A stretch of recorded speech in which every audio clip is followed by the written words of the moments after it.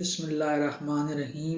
मैं हूं कामरान खान और आप देख रहे हैं UK immigration law with Zahid Chaudhry. जैसा कि आप लोग जानते हैं, ये प्रोग्राम यूके के मकामी वक्त के मुताबिक 6 बजे यहाँ पेश किया जाता है। इस प्रोग्राम में immigration law, asylum, nationality law, family law, divorce law और बच्चों के जो मामलात हैं उनके मुतालिक आप लोग जो सवालात पूछते हैं उसकी रोशनी में ये प्रोग्राम तरतीब दिया जाता है। वक्त के मुख्तसर होने की वजह से हम आप और फाइल को पढ़े बगैर हम आपको मनोमन और एग्जैक्ट इंफॉर्मेशन तो नहीं दे सकते, लेकिन हम आप कम से कम इतनी इंफॉर्मेशन आप लोगों को जरूर दे देते हैं कि आप लोग दिली तौर पर कहाँ स्टैंड कर रहे हैं।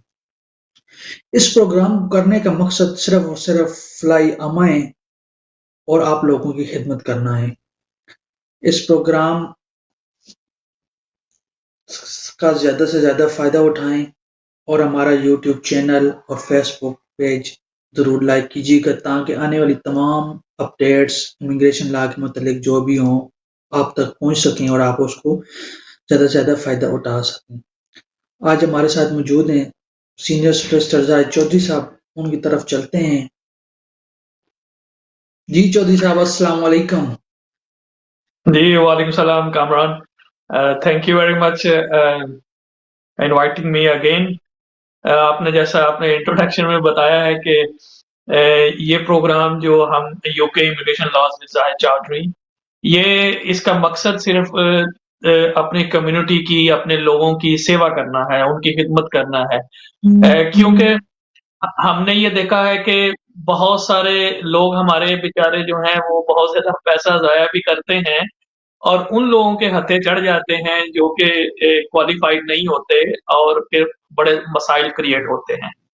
इसके रिटर्न जी में सर। जैसा आपने कहा कि हमें बस अपने जो देखने वाले हैं, जो सुनने वाले हैं, उनकी दुआएँ चाहिए, वो दुआओं में हमें याद रखें। हमारी कोई भी जो लेटेस्ट वीडियो देखनी हो, आप चाहते हैं कि इसके अलावा भी हमारी दीगर जो लॉ से रिलेटेड वीडियोज़ हैं, वो आप तक पहुँचती रहें, तो हमारा जो ज़ेडएमसी टीवी यूट्यूब चैनल है, उसको आप लाइक करें, सब्सक्राइब करें। इसी तरीके से फेसबुक के ऊपर हमें ज़ेडएमसी नेटवर्क जो है, उसको आप फ़ॉलो करें। तमाम जो सोशल मीडिया के नेटवर्क हैं, ट्विटर है, इंस्टाग्राम है, तो सब में हम मौजूद हैं। तो ज़ेडएमसी नेटवर्क जो है, उसकी हमेशा से कोशिश रही है कि ये क्योंकि कम्युनिटी बेस्ड प्लेटफ़ॉर्म है, तो हमारी कोशिश रही है कि कम्युनिटी को फ़ायदा पहुँचाया जाए। इसी तरीके से जैसे आपने अपने इंट्रोडक्शन में बात की है कि ये ऑल्दो हम कहते हैं UK immigration laws with Zahid Chaudhry, लेकिन ये मेरी कोशिश ये होती है कि तमाम तरह के जो यूके के किसी भी लॉ से जुड़ा हुआ कोई भी सवाल हमारे देखने वाले हमें भेजते हैं, चाहे वो डिवोर्स से मुतल्लिक हो, चाहे वो बच्चों के कॉन्टैक्ट ऑर्डर के मुतालिक हो, बच्चों की रेज़िडेंसी के ऑर्डर के मुताबिक बारे में हो, स्पॉन्सरशिप लाइसेंस के बारे में हो, विल्स एंड प्रोबेट के बारे में हो, नेशनैलिटी के यानी लॉ से जुड़ा हुआ कोई भी सवाल अगर हमारे किसी भी देखने वाले के ज़हन में आए, तो हम ये कहते हैं कि वो जनाब हमें ये पूछें ताकि उनके साथ-साथ जो हमारे दूसरे जो लोग हैं, उनको भी फ़ायदा जो है वो हो सके। तो जी, अब क्योंकि ये ऐसा हम कहते हैं कि ये लोगों के सवालात की रोशनी में तरतीब दिया जाता है, तो चलें फिर सवालात का सिलसिला शुरू करें। सवालात शुरू करने से पहले इस वीक की कोई अपडेट्स इमिग्रेशन के बारे में या सालम के बारे में कोई नई अपडेट्स आई हैं, इस बारे में हम नाजरीन को थोड़ा बहुत बताते चलें। जी, जी, बहुत शुक्रिया। आई थिंक ये अच्छा आपने याद करा दिया है। देखिए, उस तरीके से कानूनी तौर पर तो कोई अपडेट नहीं है, लेकिन एक जो हॉट टॉपिक आजकल यहाँ पे मीडिया की नज़र भी है और उसके ऊपर डिस्कशन भी हो रही है क्योंकि हम लॉ से रिलेटेड लोग हैं, तो ऑब्वियसली लॉ के ऊपर जो भी बात हो रही होती है वो फिर हम चाहते हैं कि हमारे देखने वाले, हमारे सुनने वाले जो हैं, उन तक भी पहुँच जाए। आपको पता है कि ब्रेक्सिट के बाद बहुत सारी नई लेजिस्लेशन जो है वो हुई हैं और हो रही हैं, तो उसमें एक जो है वो है सॉवरेन बॉर्डर बिल। वो जो है वो असाइलम के बारे में और दीगर जो मामलात हैं इमिग्रेशन के बारे में, उसको वो डील करेगा। अभी ये बिल है, अभी ये कानून नहीं बना, ये ज़हन में रखिएगा। अभी इ मुंतज़िर। इसके हाँ, ये बिल है अभी, अभी तो इसके ऊपर बहुत सारी चीज़ें जो हैं वो होनी है, अभी इसके ऊपर कंसल्टेशन होनी है। इसके अंदर जो इम्पोर्टेंट चीज़ है मैं हैरान हूँ, हमारी जो होम सेक्रेटरी साहिबा हैं, वो एक पॉलिसी पेपर जो है वो बना रहे हैं। वो पॉलिसी पेपर जो है वो इस तरह से बना रहे हैं कि जो भी बंदा यूके के अंदर असाइलम क्लेम करेगा, असाइलम क्लेम करने के बाद उसको जो किसी और टेरिटरी में भेज दिया जाए। यानी अच्छा, जब तक उसका केस, उसका क्लेम जो है वो डिसाइड नहीं होता, तो वो वहाँ पे रहे। अब ठीक हो उसमें गया। ऑब्वियसली आपको पता है कि जैसे ज़ेब्राटॉन है और आइल ऑफ मैन है, इनके नाम है, क्योंकि ये तो ऑब्वियसली आपको पता है कि यूनियन के हिस्से हैं, यानी लेकिन इन दोनों का ये ज़हन में रखना चाहिए हमारे देखने वालों को, सुनने वालों को, कि ये दोनों के अपने भी इमिग्रेशन सिस्टम मौजूद हैं, ठीक है? अगर आप एप्लीकेशन करते ठीक हैं तो है। उसमें वो लिखते हैं कि आप कहाँ रहते हैं, क्या आइल ऑफ मैन में आपने रहना है या यूके में रहना है, तो वही पूछते हैं। तो उनके अपने सिस्टम हैं। तो अब ये एक मैं समझता हूँ कि बड़ी अजीबो-गरीब किस्म की प्रपोज़ल है, या इसके ऊपर पॉलिसी बनाई जा रही है कि अच्छा जी, ये जो असाइलम सीकर, ये स्पेसिफिकली असाइलम सीकर को ये डील कर रहे हैं कि जो भी बंदा असाइलम क्लेम करेगा, फिर हम उसको वहाँ भेजेंगे। भाई बात ये है कि वहाँ पे भी तो फिर आप डिटेंशन सेंटर बनाएँगे क्या? तो आप सही बात।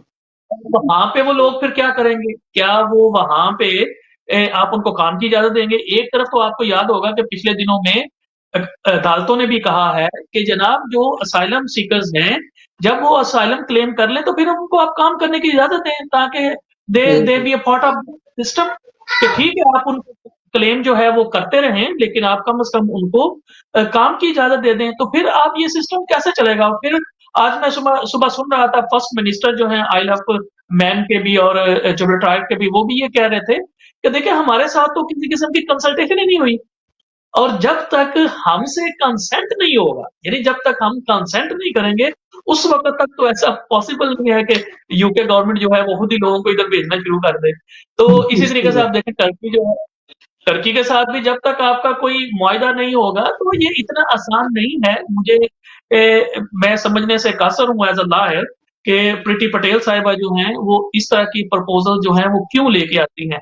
पहले भी उन्होंने कुछ ऐसी इक़दामात करने की कोशिश की हैं, जो कि जिन्होंने सोसाइटी के अंदर, माशरे के अंदर जो है, वो डिस्ट्रेस पैदा किया है। तो हम ये समझते हैं कि वो अब ये अगले वीक हमारा जो उनकी पॉलिसी स्टेटमेंट आएगी, तो वो हम अगले वीक का जो प्रोग्राम है, अगर उससे पहले आ जाएगी, तो इंशाल्लाह हम अपने देखने वालों को अपडेट जो है वो प्रोवाइड करेंगे कि वो जो स्टेटमेंट है वो क्या देती है। उस वक़्त तक तो सिर्फ जी, इतना ही है कि ये अभी डिस्कशन है, ठीक है जी? ये डिस्कस। डिस्कशन हो रही है कि जो यहाँ पे असाइलम सीकर्स जो आके असाइलम सीक करेंगे, उनको यूके में मेनलैंड में रखने की बजाय उनको कुछ और उसमें 14-15 डेस्टिनेशन उन्होंने स्पेसिफाई की हैं, जिसमें से 2-3 नाम मैंने आपको बता दिए हैं, टर्की है, आइल ऑफ मैन है, जिब्राल्टर है। तो ये हम इंशाल्लाह अगले वीक में अगर स्टेटमेंट आ जाती है, तो फिर हम फर्दर अपडेट जो है इस सिलसिले में देंगे इंशाल्लाह। बिल्कुल। तो चलते हैं क्वेश्चन की जानिब। क्वेश्चन जी, जी, जी, जो जी। पहले नंबर पे क्वेश्चन आया है कि indefinite leave to remain revoke या कैंसिल हो सकती है? जी, ये तो बिल्कुल देखें, ये लीव है। लीव का मतलब ये है, इंडेफिनिट लीव का मतलब ये है इजाज़तनामा, ठीक है ना जी? कि आपको यहाँ पे गैर मुअय्यना मुद्दत के लिए रहने की इजाज़त दी गई। तो जो बंदा आपको इजाज़त देता है, वो इजाज़त भी जो है वो रिवोक या कैंसल, ये दोनों डिफरेंट चीज़ें हैं। लेकिन रिवोक भी हो सकती है, कैंसल भी हो सकती है। लेकिन ऐसा नहीं है कि ये कोई we are not living in banana republic. तो ये यहाँ पे तो डेमोक्रेटिक कंट्री है, और यहाँ पे हर काम जो है वो लॉ के मुताबिक होता है।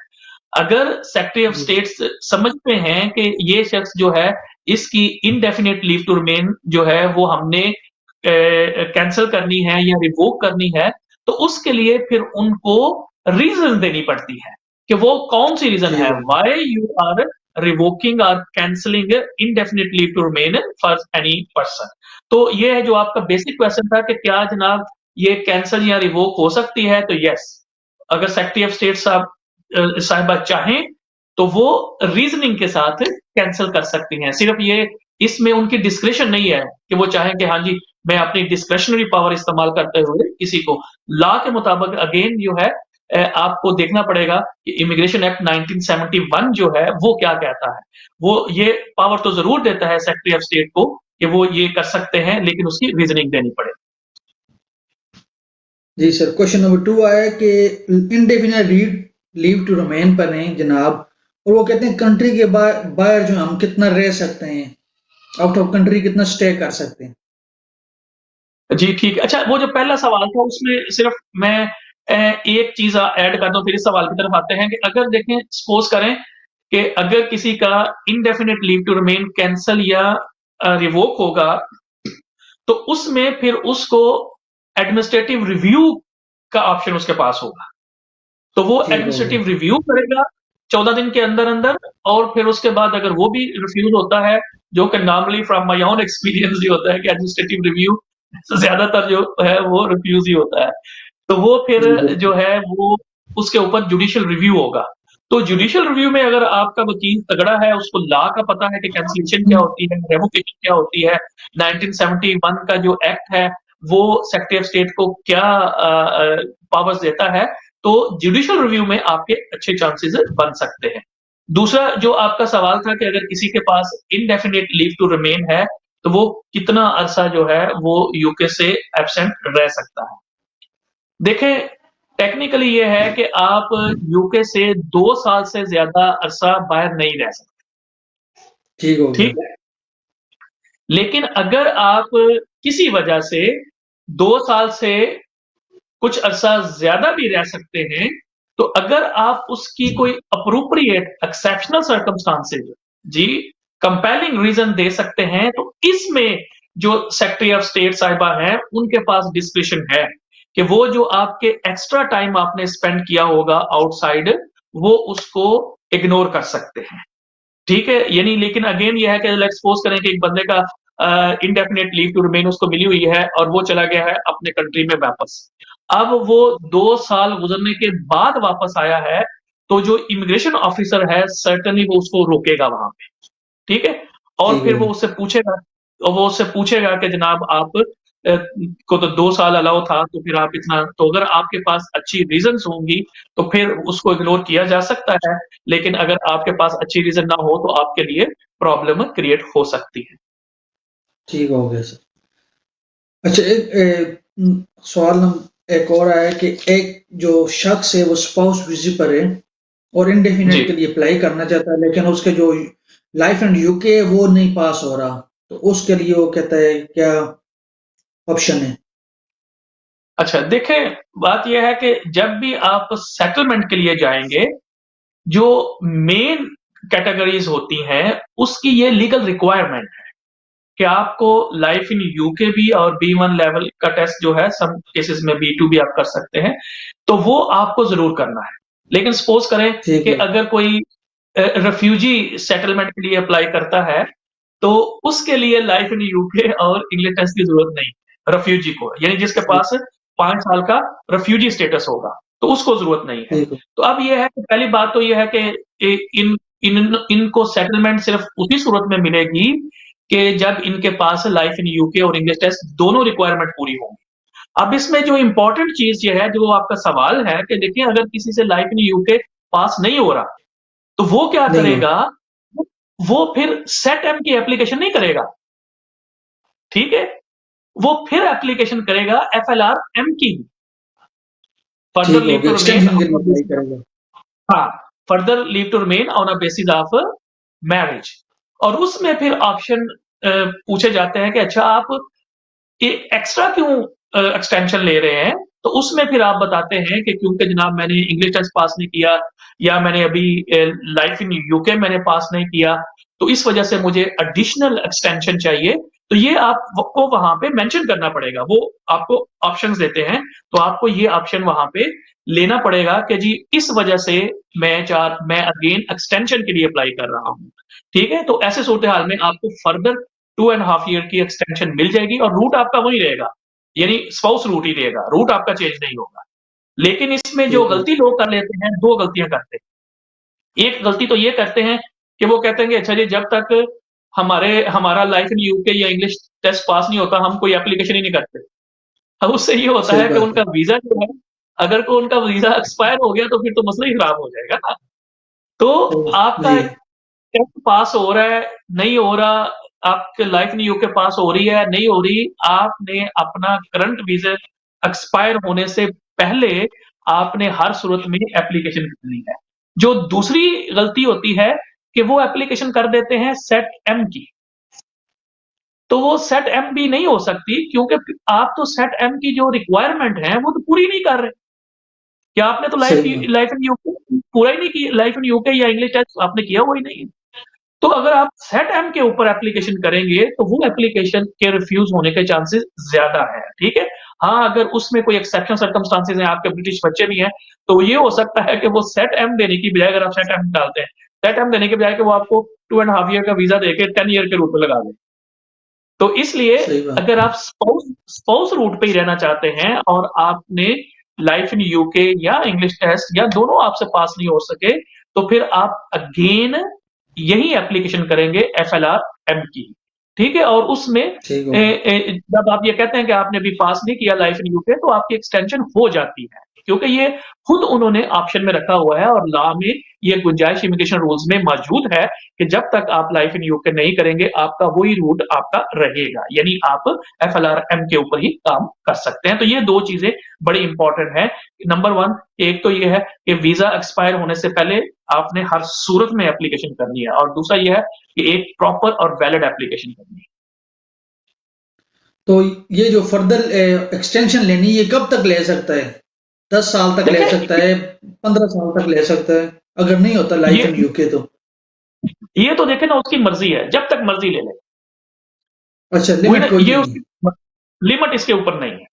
ले ले, लेकिन ठीक हो। अल्टीमेटली ऑब्वियसली आपको लेना तो सेटलमेंट आपकी सिर्फ उसी सूरत में होगी कि जब आप लाइफ इन यूके या आप और इंग्लिश टेस्ट पास करेंगे, या फिर अगर आपकी एज जो है वो 65 हो जाए तो फिर आपकी एग्जेम्पशन है, तो वो फिर आपको जी, करने की जरूरत नहीं है, आप फिर उस तरह से कर ले।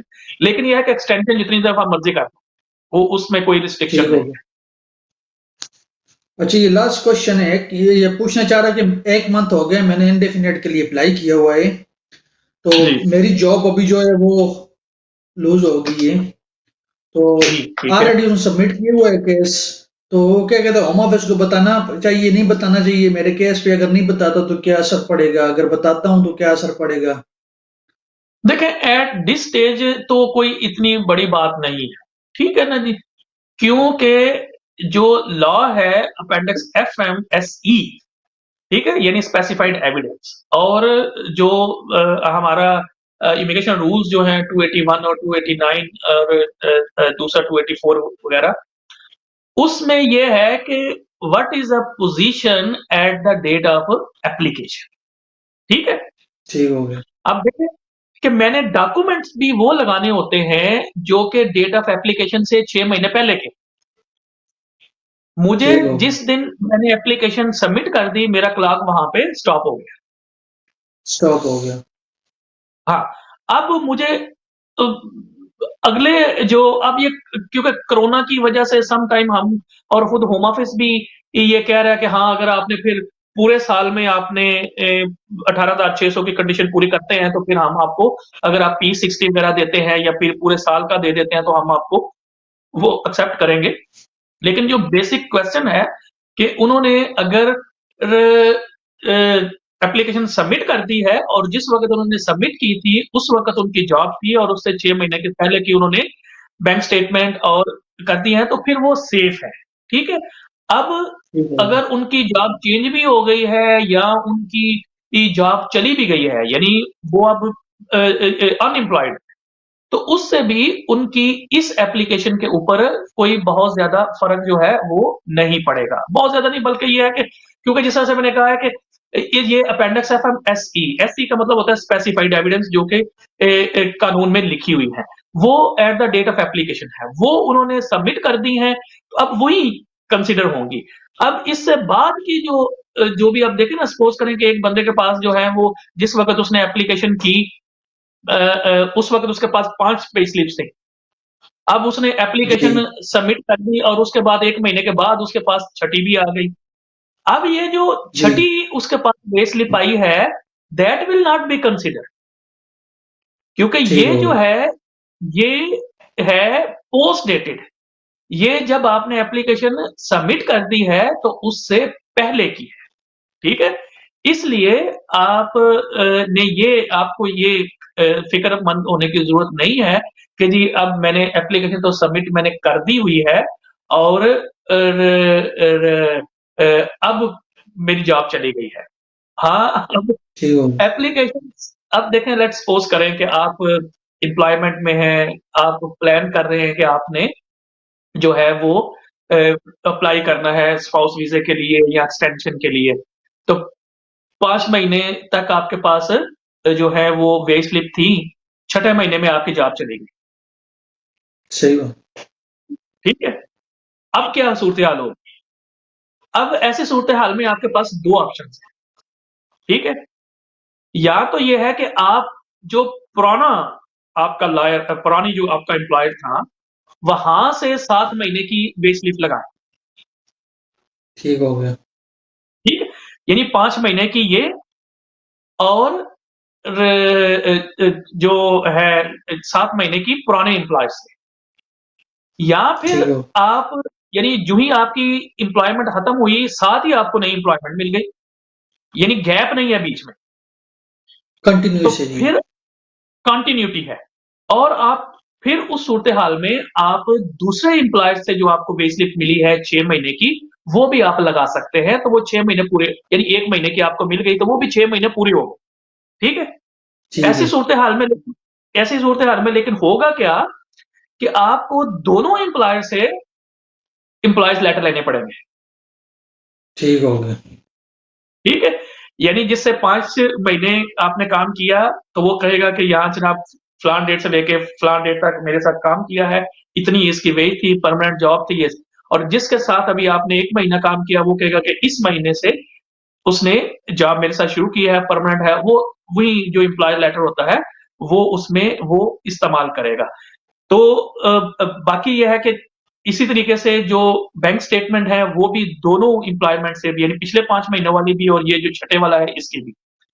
हाँ, जैसे मैंने कहा है कि अगर आप 5 महीने आपने किया है और आपके पास अभी जॉब नहीं है, लेकिन पिछले आपकी कंटिन्यूटी है, तो 7 महीने की अगर आप वो पे स्लिप लगा देते हैं, तो ऐसी सूरत में हाल में फिर भी आपको जो आपका प्रीवियस एम्प्लॉयर है, उससे भी एम्प्लॉयमेंट लेटर आपको लेना पड़ेगा, ठीक है? ठीक हो गया, और यानी उस सूरत-ए-हाल में आपको 12 मंथ की पे स्लिप्स और उन्हीं रिस्पेक्टिव 12 मंथ की पे स्लिप्स जो है बैंक स्टेटमेंट जो है वो आपको वहाँ लगानी पड़ेगी।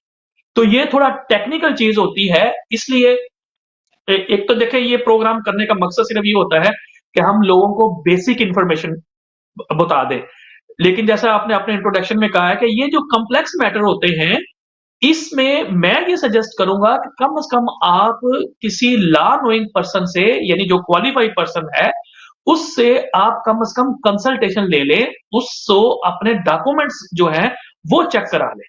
ताकि आपको क्योंकि ये आपको पता है आजकल बड़ी एक्सपेंसिव एप्लीकेशन होती है, एक तो ये है कि 1560 पाउंड तो सिर्फ़ एनएचएस की फीस होती है और अगर आप इन कंट्री एप्लीकेशन है तो वो 1033 पाउंड जो है वो तो बड़ी एक्सपेंसिव और वकील को पैसे जैसे तो इसलिए कि इसको प्लान करें कि प्लान करके अगर आप एप्लीकेशन करेंगे, कंसल्ट करके एक एप्लीकेशन करेंगे तो कम से कम आपको ये पता चल जाएगा कि वेयर यू स्टैंड और आने वाले जो मसाइल हैं उससे आप बच सकते हैं।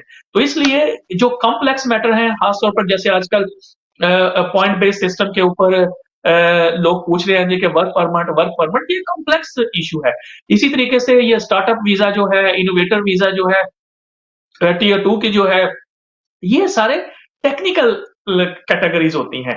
इसमें एक आम आदमी आदमी के लिए थोड़ा उसको समझना जो है वो शायद उस तरह से पॉसिबल ना हो। हाँ, अगर आप कॉम्पिटेंट इनफ हैं, तो लॉ में तो ये गुंजाइश है। इसमें ये नहीं लिखा हुआ कि आपने हर सूरत में अपना कोई वकील करना है और अगर आप वकील के थ्रू नहीं करेंगे तो आपकी एप्लीकेशन रिफ्यूज़ करेंगे। हाँ, अगर आप कॉम्पिटेंट इनफ हैं, तो बिल्कुल आप खुद भी एप्लीकेशन कर सकते हैं, लेकिन सजेशन यही है कि जो कॉम्प्लेक्स एप्लीकेशन है या अगर आपके मैटर्स में कोई कॉम्प्लेक्शन है, कोई कॉम्प्लेक्सिटी है, तो आप ज़रूर उस पे legal advice proper legal advice लें। ठीक है सर, मेरा प्रोग्राम का वक़्त भी नज़दीक है, आपसे इजाज़त चाहते जी, हैं। जी नाज़रीन, उम्मीद जी, जी। करते हैं आपको हमारा आज का प्रोग्राम पसंद आया होगा। आपको किसी किस्म का भी क्वेश्चन हो, कोई इस किस्म का लीगल सवाल हो, आप हमसे व्हाट्सएप के ज़रिए, मैसेज के ज़रिए पूछ सकते हैं और हम वो क्वेश्चन और उसका जवाब जो है नेक्स्ट वीक में आने वाले प्रोग्राम में हम उसको शामिल करेंगे।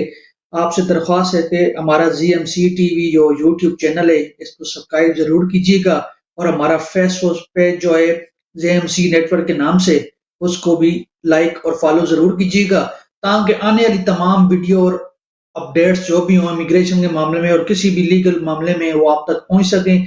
ठीक है, अपना और अपने गिरदनवा के लोगों का ख्याल रखिएगा। अल्लाह हाफ़िज़।